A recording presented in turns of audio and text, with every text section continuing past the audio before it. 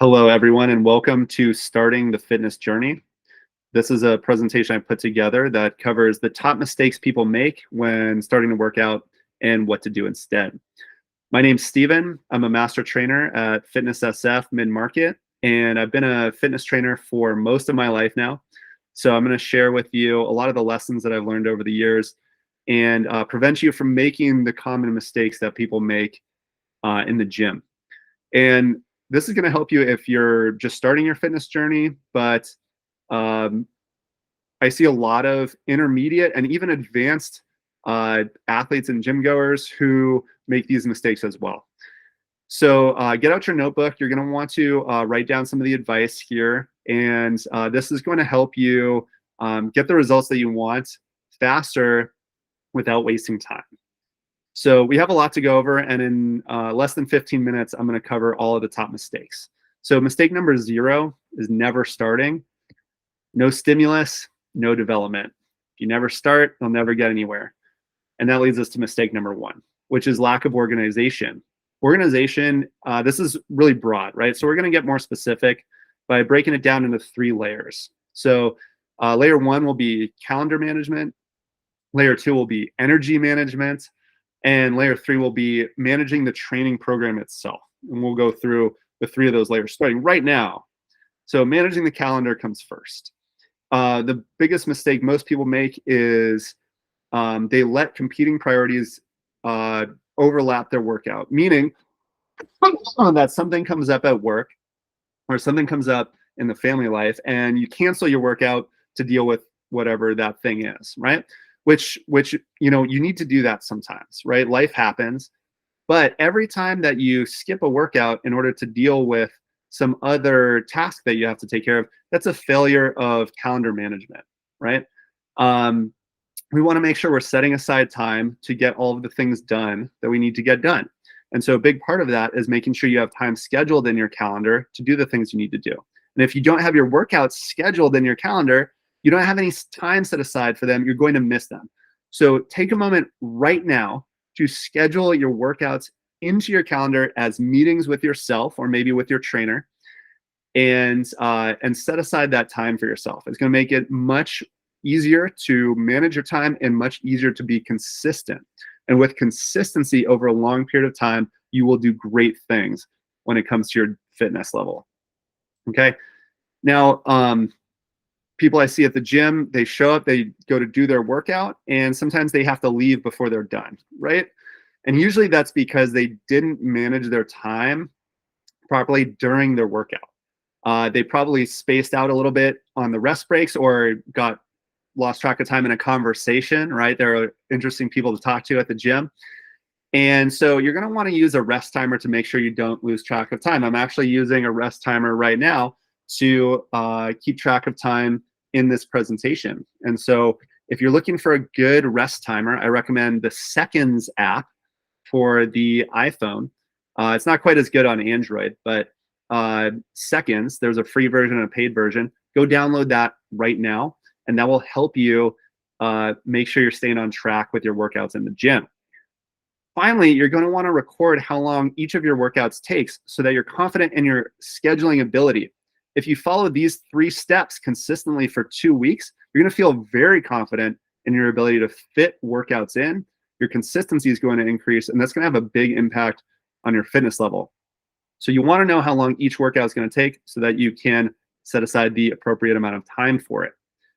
Right? The next area we want to look at is what I call energy management, right? So making sure we're balancing our energy output and our recovery from that output. Another way to think of that is, you know, when we work out at the gym, that's a stimulus on the body. And then when we go recover, our body adapts to that stimulus, right? So most people are not balancing their stimulus and recovery well. And that either means that they're doing a lot of training, a lot of highly stressful activities, and they're not getting sufficient downtime and rest time to recover from those activities.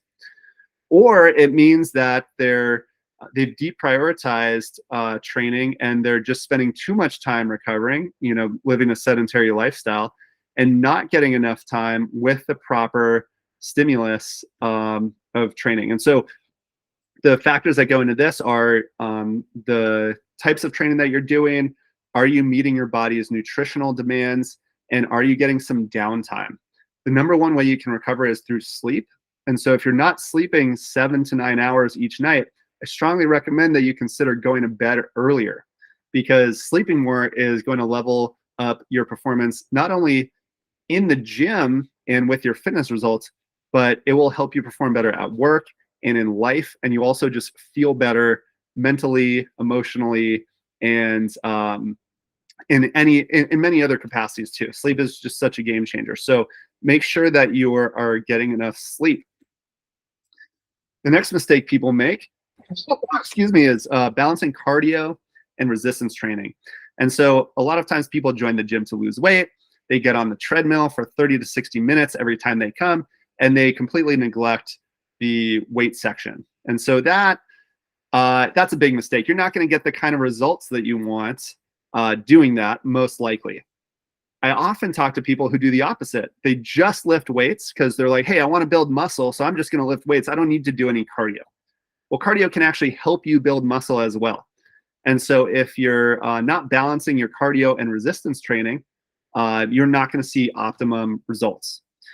For most people, you're going to want to make sure you're resistance training between 2 and 4 times a week, and that you're doing some form of high intensity cardio training between 2 and 4 times a week. All right. And for pretty much everyone, I strongly recommend doing some sort of cardio every day. The good news is you don't have to do a formal gym workout, just walking to and from the office, walking around the grocery store, things like that. That's plenty for your low intensity cardio. Just make sure you're getting a minimum of 6,000 steps per day on average.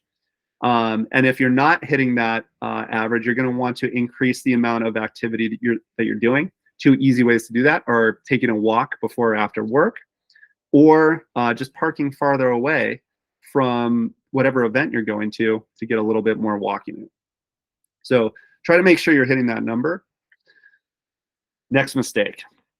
Now we're getting into the realm of the workout itself. So mistake people make during their workout is improperly warming up. The good news is you don't need to spend a ton of time on the warm up for it to be effective.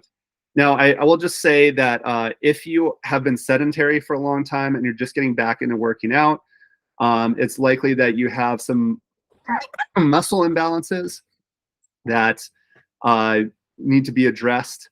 And you may have some underactive muscle groups that need to be activated. And so consulting first with your physician and then with a trainer in order to do the necessary corrective exercise to get your body restored to a state of balance so you can do these workouts well. That will be important.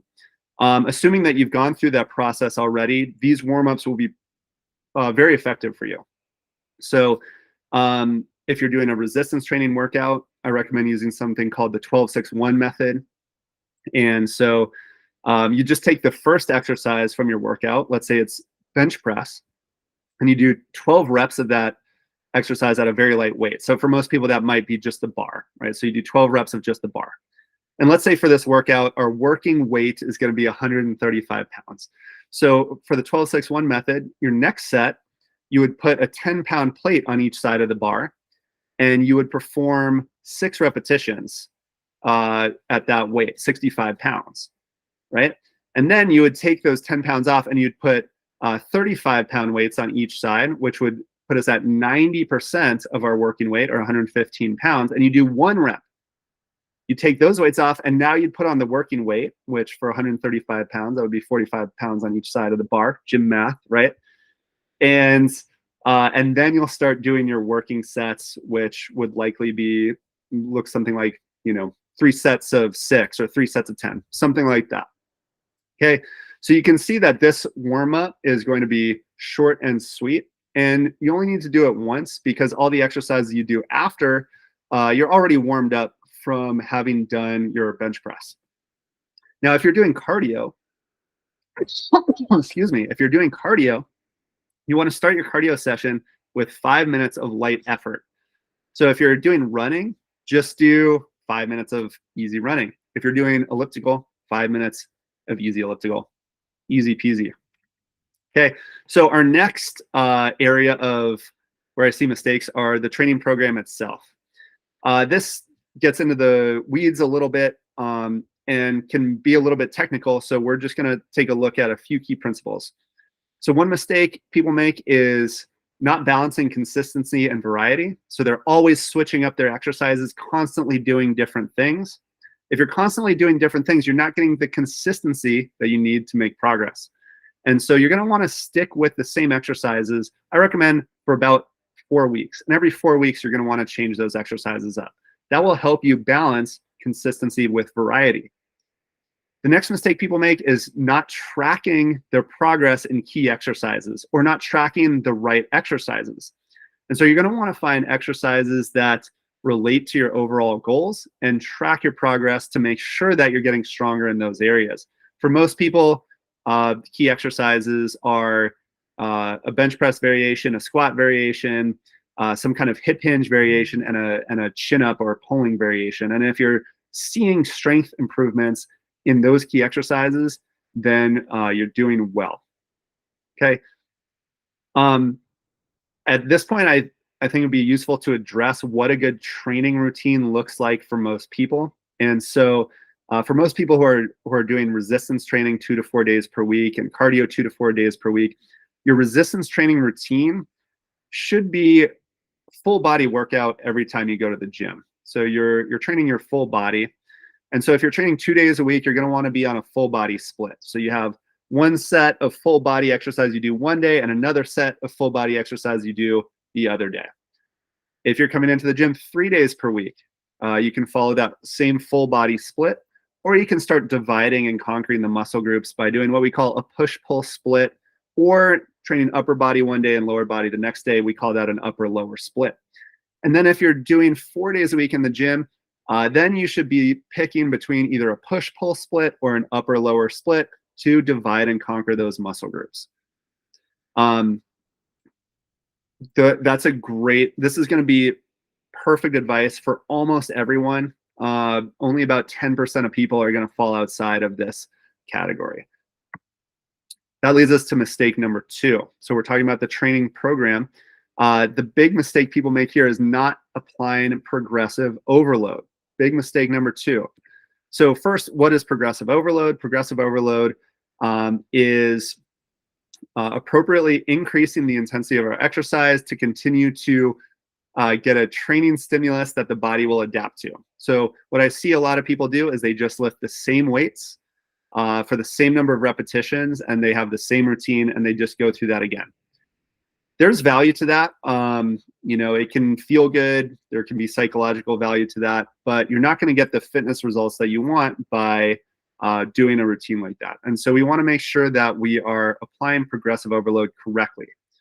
One of the big mistakes people make when applying progressive overload is doing too much too soon or having poor form, usually as a result of doing too much too soon or weight that's too heavy, right? So you want to make sure your form's good, and you want to make sure you're using a weight that's appropriate for you.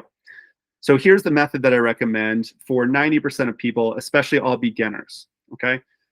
You're going to want to find a weight that allows you to do 10 repetitions at 80% of your maximum effort on the first set. So in that bench press example, I'd want to use a weight that would allow me to complete 10 repetitions. And at the end of that first set of 10, I feel like I could do 2 or 3 more repetitions before I max out. That is 80% of your maximum effort. So once you find that weight, write it down. And when you come back the next week, you're going to do 3 sets of that. So you'll use that weight, you'll do 3 sets of 10. And then when you come back the next week or for the next workout, the next time you do that exercise, we'll just want to add 1 repetition to each set. So in the first workout, I did 3 sets of 10. In the second workout, I do 3 sets of 11. In the third workout, I do 3 sets of 12, and so on. Once you get up into the 15 to 20 rep range, now it's time to increase the weight and drop the reps back down to 10 and start over from the beginning, right? One thing I can add here is on the final set of each exercise, you can do a max set on the final set, or what we call as many reps as possible. So that third and final set, feel free to go beyond those numbers if you want. to do a max set, and that will make sure you're getting great results. Make sure you write it down. So you're going to want to keep a record, and um, that will save you time so that you can return to the gym and not waste time figuring out what your working weight is. You know exactly what weight to start with. This comes back to organization. All right. Doesn't matter if you use your phone or a notebook, just make sure to keep a record. And that leads us to our final mistake, which is focusing on the destination rather than the quality of the experience. And people get too caught up in their goal and end up feeling miserable in the process. I promise you, if you don't find the joy in it, you are not going to stick with it in the long term. Often it isn't the mountains ahead that wear you out, it's the little pebble in your shoe.